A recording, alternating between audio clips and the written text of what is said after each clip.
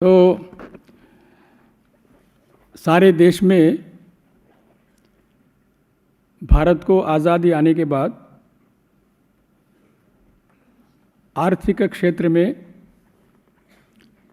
स्वावलंबन बनाने के लिए स्वावलंबी भारत अभियान के द्वारा रोजगार सृजन, उसमें जिन्होंने आप लोगों ने अपना समय देकर अपनी शक्ति और सामर्थ्य को समर्पण करते हुए एक आर्थिक क्षेत्र में नई क्रांति, एक बड़ा आंदोलन कश्मीर से कन्याकुमारी तक जो अब निर्माण किया है, आप सबका मैं अभिनंदन कर रहा हूं और प्रणाम कर रहा हूं। वैसे जिन महानुभावों ने डिजिटल क्षेत्र में जो एक्सपर्टाइज है, निपुणता है, उन्होंने भी अपना जीवन इसमें लगाए हैं, इसलिए उनका भी मैं अभिनंदन करता हूं, प्रणाम करता हूं। वैसे तो जैसे इधर मंच पर भी एक्सपर्टाइज है, सामने भी एक्सपर्टाइज है, वैसे मैं किसी का एक्सपर्टाइज नहीं हूं, लेकिन सामाजिक कार्यकर्ता के नाते कुछ विषयों के बारे में आपके सामने रखने का प्रयास करता हूं। आप भी सोचने का प्रयास कीजिए। भारत में अंग्रेज आने के पहले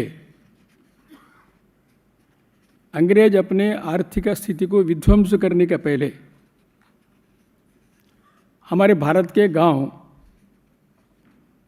आर्थिक स्वावलंबन से थे। आजकल के जो दरिद्री ऐसे नहीं थे। ये पहले हम आप सबको मालूम है, फिर भी मैं याद दिला रहा हूं। ये पक्का अपने को याद रखना चाहिए। 1800 तक अपने देश से अनेक वस्तुओं का निर्यात होता था।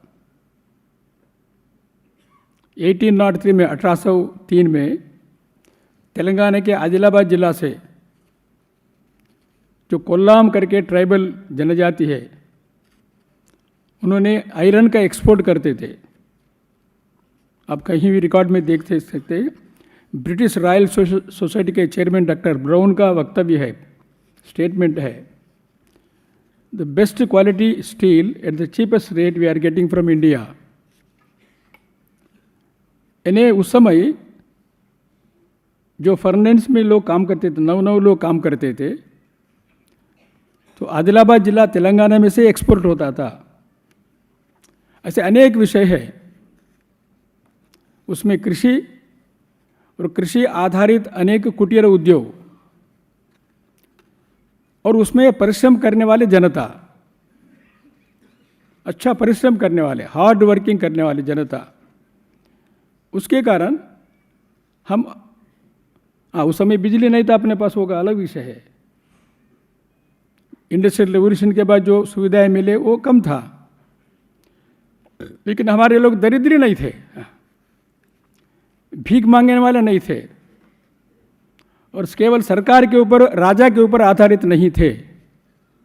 एक्चुअली बार बार अपने मित्र बोल रहे वेलफेयर स्टेट करके, मैं छोटा हूं लेकिन आप याद रखिए, this is a welfare society है, वेलफेयर सोसाइटी है।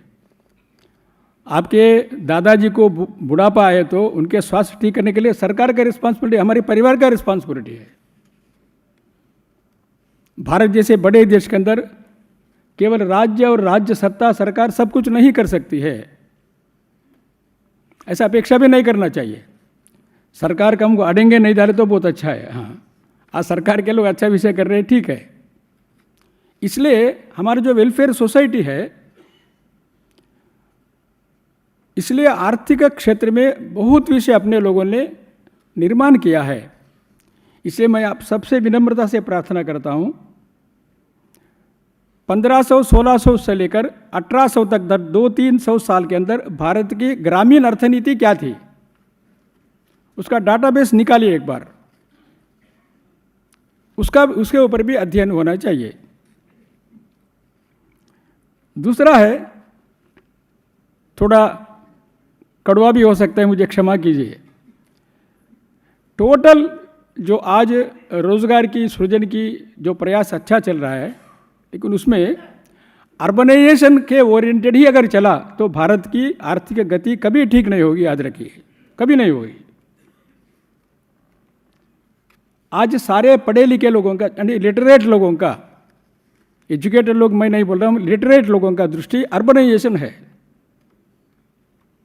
अर्बनाइजेशन के कारण सारे देश में करोड़ों लोगों का आर्थिक स्थिति कभी नहीं सुधरेगी, ऐसा लोग बोलते हैं, मैं नहीं बोल रहा हूँ, अच्छे जानकार लोग बोलते हैं। इसलिए श्रीधर वेम्बू जी जैसे ज्येष्ठ लोग, श्रेष्ठ लोग चेन्नई छोड़कर उन्होंने गांव में टेंकासा जिला में निवास शुरू किया। उन्होंने देखिए, कारण रूरल ओरिएंटेड है। इसलिए टोटल जो थिंकिंग रहता है, अराउंड थिंकिंग रहता है, जो लिटरेट लोग हैं, BCom, BA, engineering, polytechnic pass किए हैं, उनके आधार पर ही पूरे रोजगार सृजन की अभियान चलना ठीक नहीं है। उनको तो मिलना ही चाहिए, उनको रोजगार मिलना चाहिए, स्टार्टअप होना चाहिए, एंटरप्रेन्योर होना चाहिए।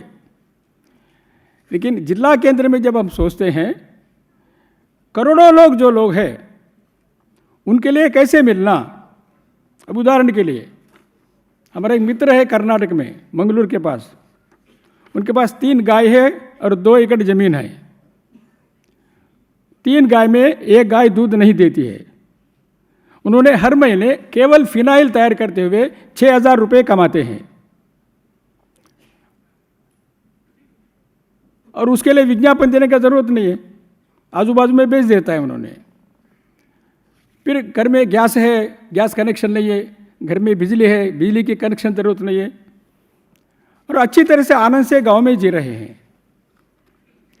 यानी ग्रामीण जीवन के अंदर आज हम सबको सोचना चाहिए, सवेरे उठने के बाद रात को सोने के पहले जितने वस्तुओं की आवश्यकता होती है, दंतमंजन से लेकर फिनाइल शैम्पू से लेकर, आज ग्रामीण लोगों ने नगर में आकर खरीदते हैं। देखिए, विचित्र है, देखिए, और वो बड़ा फैशन है। और कितना तक चला गया, नहीं, मैं भी ट्रेन से जा रहा था बिहार में मुंगेर को, मेरे सामने एक प्रोफेसर, रिटायर्ड प्रोफेसर सो रहे थे, अरे उनका बर्थ था, वो ग्रैंडफादर है, तो फ़ोन पर बात करें उनके पोता से, अरे हल्दीराम के ये वो सब मैं ला रहा हूँ कलकत्ता से। देखिए यहाँ कितना दुर्भाग्य है इस देश का। इन्हें बच्चे जो खाने के जो मिठाई है, जो चीकी है, और सारे हल्दीराम में तैयार होता है, और ग्रामीण में मुंगेर जिला में वहाँ एक गांव के अंदर सामान्य युवक बालक बालिकाओं को यहाँ से जाता है। तो ये एम्प्लॉयमेंट बढ़ाने की, रोजगार बढ़ाने की स्थिति देश की नहीं है। इसलिए जो परिश्रम करता है, खून पसीना करके काम करता है, मजदूर हो, किसान हो, छोटे व्यापारी हो, छोटे ऑटो ड्राइवर हो, उनके पूरे पैसे नगरों में जाता है, हैदराबाद जाता है, दिल्ली जाता है, लंदन जाता है। इसको बदलना चाहिए, ये बड़ा शोषण है। हमारे देश से हमारे जो फिनाइल है, हमारे जो शैम्पू है, गांव के अंदर जो प्रोडक्शन होता है, वो हैदराबाद जाना, दिल्ली जाना, दिल्ली के पैसे गांव में आना चाहिए, लंदन के पैसे हमारे गांव में आना चाहिए। हमारे सामने कंपटीशन कोई नहीं कर सकता है। हाँ, मैं फिनाइल देखा हूँ, इतना सुंदर, कोई दुर्गंध नहीं है, इतना फर्स्ट क्लास क्वालिटी है। इसलिए हमको जो जिला स्तर पर जो रोजगार योजना के प्रमुख लोग हैं, बाकी अभी जो जितने बड़े विषय वो सब करिए आप, मैं हाथ जोड़कर सर झुकाकर प्रणाम कर रहा हूँ आपको, लेकिन वहाँ रुकिए मत। अगर सच्ची अर्थ में रोजगार सृजन होना चाहिए, distressed migration from the village should be stopped. गांव में नहीं जी सकते, इसलिए 1 एकड़ जमीन को बेचकर हैदराबाद में वो सिक्योरिटी में काम करता है, नौकरी काम करता है। क्यों? पत्नी बोलते है कम से कम 12,000 मिलता है ना, ये पक्का है ना। ये बदलने के लिए हमारे जो साइकोलॉजी है, जो मानसिकता है, ये हमको बदलने तो कम से कम 4, 5, 10 साल के अंदर फिर से ग्रामीण जीवन एकदम हरा भरा रहेगा। आज भुवनेश्वर ठीक है कि चमक चमक रहता है, हैदराबाद चमक चमक है, सारे उड़ीसा के गांव इतने दरिद्री है। सारे तेलंगाना के गांव, सारे आंध्र प्रदेश के गांव के जीवन के अंदर कोई राजस्थान के गांव, कुछ परिवार छोड़ दिए तो बाकी लोगों में कोई आर्थिक स्थिति नहीं है। इसलिए उसमें से हमको बाहर आने के लिए हमने जिला स्तर पर जो सोच रहे हैं, मैं आपसे प्रार्थना कर रहा हूं कि हमने मीडिया, डिजिटल प्रचार सब करना, ट्विटर सब करिए, लेकिन सबसे विषय है एग्जाम्पल चाहिए। अपने गांव के अंदर कुछ युवाओं ने, कुछ युवतियों ने गांव में प्रोडक्शन करते हैं, उसको बेचते हैं, उनको आमदनी मिलता है। जब सीइंग इज बिलीविंग ऐसा बड़े लोग बोलते हैं। इसलिए हर एक प्रांत में, हर एक जिला में कम से कम 25 गांव, 50 गांव का जो संकुल है, टीम ग्रुप है, वहाँ एक बार सिलेक्शन करके जो बड़े लोग बताए वो मैं बता रहा हूँ आपको। ऑलरेडी उस जिला में जो प्रोडक्शन हो रहे हैं, हर एक जिला में कुछ न कुछ प्रोडक्शन हो रहा है। जो प्रोडक्शन उस जिला में होता है उसका एक मेला आपको लगाना चाहिए। तो उसमें उस जिला में क्या क्या प्रोडक्शन होता है उसका मेला और उसका मार्केटिंग भी लोगों को मालूम होता है। आज अनेक बार अपने देश के अंदर तुरंत हैदराबाद जाना है, तुरंत मद्रास जाना है, तुरंत दिल्ली जाना है, ये जो साइकोलॉजी बढ़ गई है, उसमें से ग्रामीण ओरिएंटेड अगर बन गया तो उसके प्रोडक्ट्स का एक बार समझ में आता है। उसके कारण ग्रामीण जीवन में युवक युवती जो भी है प्रोडक्शन होता है उसका क्लीनिंग होना चाहिए, यानी एग्रीकल्चर के साथ साथ भी। पूजनीय गांधी जी बताते थे, आप सबको मालूम है, भारत के प्लानिंग जो योजना है आज़ादी आने के बाद ग्राम केंद्रित और कृषि आधारित कुटीर उद्योग केंद्रित आधार होना चाहिए, ऐसे गांधी जी बताते थे। और वो सत्य भी है। कुछ विषयों को छोड़ दिए थे, कुछ बड़े कंपनी में, डिफेंस में, बड़े इसमें अवश्य कुछ तैयार करना चाहिए। लेकिन आज आदमी जीने के लिए कपड़े से लेकर भी आज जीने के लिए ग्रामीण क्षेत्र में प्रोडक्शन हो सकता है। अगर वो होना है तो जो कारीगर है, जो आर्टिजन है, ऐसे लोहार है, पॉटरी बनाने वाला है, कारपेंटरी है, जितने भी आर्टिजन्स है उनको छोटे छोटे मिशन के लिए रिसर्च IIT वाले करना चाहिए। 50,000 में, 1 लाख में जो मिशन मिलता है तो स्केल अप हो जाता है। आज खिलौने हमने चाइना से इंपोर्ट होता है, खिलौने कितने भी खिलौने देखे, इतना दुर्भाग्य देश का। तो हमारे खिलौने में हमारे गांव के जो कारपेंटर वो तैयार कर सकता है, लोहार तैयार कर सकता है। उनको जो टेक्निकल ट्रेनिंग देना चाहिए, उनके द्वारा वहाँ प्रोडक्शन होना चाहिए। उस प्रोडक्शन स्केल अप करने के लिए छोटे छोटे मिशन का जो सहायता करना चाहिए। अगर तो हो जाएगा तो एकदम गांव के अंदर स्केल अप हो जाएगी। इसलिए नाबार्ड में जैसे किसानों का FPO है, फार्मर्स प्रोड्यूस ऑर्गेनाइजेशन है, मैं सुना हूँ कि वो FPO है, ऑफ फार्मर्स प्रोडक्शन ऑर्गेनाइजेशन भी है कहते, लेकिन कोई करते नहीं अभी तक। अभी हरियाणा में बताया हम करने वाले करके। इसलिए वहाँ लोहार है, बुनकर है, ऐसे सभी लोगों का जो OFPO of farmers production organization अगर हो गया तो उनके द्वारा भी उनको सहायता मिल सकता है, ऐसा लगता है। अभी भाई साहब ने बताया कि टोटल मिलाकर मानसिकता बदलना चाहिए। अब आप बुरा मत समझिए, आज पूरे मानसिकता जो है अर्बन ओरिएंटेड है। जब तक अर्बन ओरिएंटेड मानसिकता है तब तक एक्सप्लॉयटेशन रहेगा, याद रखिए, शोषण रहेगा ही। अर्बन ओरिएंटेड मानसिकता में हिंसा, अविश्वास और मैक्सिमम मार्केटिंग करके, विज्ञापन करके उसमें से लाभ लेना, यही होने वाला है। अर्बन के जो लोग हैं वो खराब, ऐसा मैं नहीं बोल रहा हूँ, यहाँ बैठे अर्बन लोग हैं, मैं भी गांव में जन्म लिया, रहता हूँ आजकल कलकत्ता में। अर्बन ओरिएंटेड जो थिंकिंग है, जितना अर्बन हो गया होने दीजिए। आज हमारे देश के अंदर ग्राम और ग्राम केंद्रित स्वावलंबन, ग्राम केंद्रित सृजन, ये सब करते हुए भी हमको करना, ये हमारे चैलेंज है, अपने ऊपर एक बड़ा चुनौती है। मुझे लगता है ऐसे जो बड़े लोग हैं जिन्होंने अपना जीवन समर्पण करके काम कर रहे हैं, सामने बैठे श्रीधर जी, बाकी लोग अभी अनेक लोग बैठे हैं, सब लोगों के आधार पर, प्रयास पर आगे चल के गाँव के अंदर उदाहरण के क्लीनिंग है, ग्रेडेशन है, वैल्यू एडिशन है, फूड प्रोसेसिंग है, पैकेजिंग है, मार्केटिंग है, सब में पैसे मिल सकता है युवती को। 10वीं कक्षा पास के युवती को, युवक को, इस एक एक व्यक्ति को पैसे मिल सकता है। गांव में रहते हुए 10 से 15, 20 हज़ार अगर कमाया तो आनंद से, सम्मान के साथ गांव में जी सकता है वो। इसलिए ऐसे एक स्वावलंबन की दृष्टि, इसमें बहुत बड़ा अड़चन अपने देश में है। एक बार पढ़ लिया कोई व्यक्ति, वो काम नहीं करता है। देखिए अब देखिए, फिर ऐसा कॉलर करता है।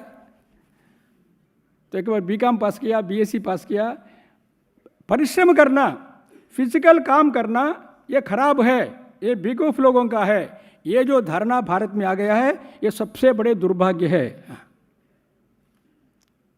इसलिए कुछ लोग अपने बुद्धि के अनुसार, अपने को पैसे है, कुछ विषय है तो तुरंत आगे बढ़ेंगे। कितने लोग हैं ऐसे लोग? 10 करोड़, अवगत, और 5 करोड़, 15 करोड़, लेकिन 140 करोड़ अपना जनसंख्या है। इसलिए 140 जनसंख्या, 100 करोड़ जनसंख्या, और परिश्रम करने जो व्यक्ति है उनको आर्थिक स्वावलंबन नहीं होता है। अब देखिए कितने भी कष्ट करता है, उनको पैसे कोई नहीं देता है, पैसे मिलता ही नहीं। मुझे एक सज्जन पूछा है, कभी आपने देखा है क्या किसान, केवल किसान कार खरीदा, कभी देखे कि जीवन के अंदर? नहीं। और वो जगह बेची है तो रियल एस्टेट में जाइए तो तुरंत उनको 2 कार आ जाता है। ये जो डिफरेंस है, ये डिस्क्रिमिनेशन जो है अपने देश के अंदर, और ये दुनिया में ये है। दुनिया की मार्केटिंग सिस्टम ही एक्सप्लॉयटेशन है। इसलिए भारत की जो अर्थनीति है, डिमांड एंड सप्लाई भारत की अर्थनीति नहीं है, जहाँ तक मुझे मालूम है। मैं सामान्य व्यक्ति हूँ। विज्ञापन करना, लोगों को भड़काना, ज़्यादा वस्तुओं को उत्पत्ति करना, उसको बेचना, मैक्सिमम प्रॉफिट लेना, ये भारत की अर्थनीति नहीं है। मनुष्य की आवश्यकताओं को पूरा करने के लिए अर्थनीति है। इसलिए प्रकृति मनुष्य की आवश्यकताओं को पूरा कर सकती है, कामनाओं को नहीं है।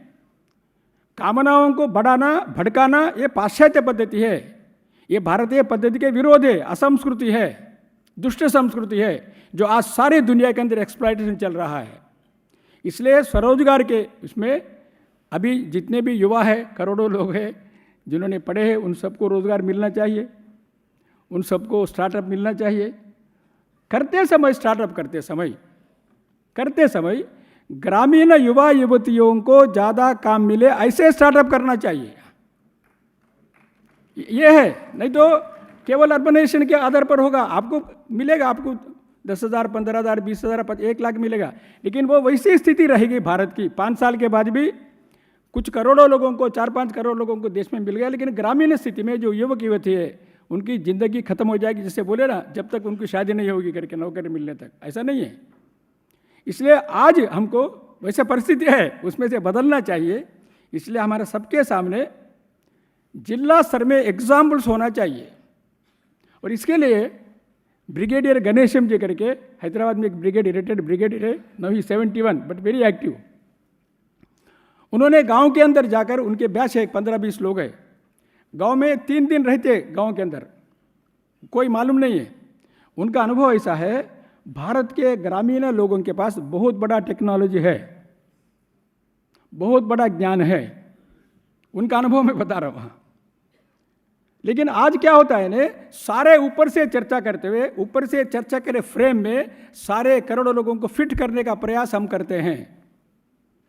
देश में विविधता है और देश में बहुत बड़ा ज्ञान है, लेकिन गांव में बोलते हैं तो हमारे साथ गांव के सब बेकार लोग हैं जी, कुछ नहीं, ऐसा नहीं है। इसलिए जिला के जो टीम है, रोजगार सृजन करने की जो टीम दायित्व लिया है, हम लोगों ने, आप लोगों ने, हम सब मिलकर, वहाँ भारतीय किसान संघ है, वहाँ ग्राम विकास है, वहाँ लघु उद्योग भारती है, वहाँ अन्य संस्था है, गायत्री परिवार के लोग भी काम कर रहे हैं, अनेक लोग काम कर रहे हैं। उन सबके साथ मिलकर ग्रामीण जो ज्ञान है, परंपरा है, ग्रामीण में जो सृजन शक्ति है युवक युवतियों में, और ग्रामीण के द्वारा जो एक्सपोर्ट कर सकते प्रोडक्शन करके, उसमें अगर ध्यान देना, यही भी एक आवश्यकता है, ऐसा लगता है। मैं कोई अथॉरिटी और निपुण इसलिए नहीं बताया, गांव में घूमने के कारण कुछ गांव में घूमते घूमते लोगों को अच्छी तरह से मिला है। ऐसा मैं देखा हूँ कि ऐसे करने से यही भी हमको करना है, ऐसे करें, ऐसा आप सबसे प्रार्थना करते हुए मुझे यहाँ बोलने का अवसर दिया है। आप सबको और यहाँ के संचालन करने बड़े लोगों को भी मेरा धन्यवाद देते हुए, और आप सब, ये लंबा काम है, लंबा समय करना पड़ता है, इसे सातत्य से, निरंतरता से, continuity and consistency is a quality of an S बोलते हैं, but which is very essential for any social worker बोलते, ऐसे गुरु जी बोलते थे। कंटिन्यूटी एंड कंसिस्टेंसी, सातत्यता, निरंतरता से काम करने की शक्ति सबको देने के लिए भगवान से प्रार्थना करते हुए धन्यवाद।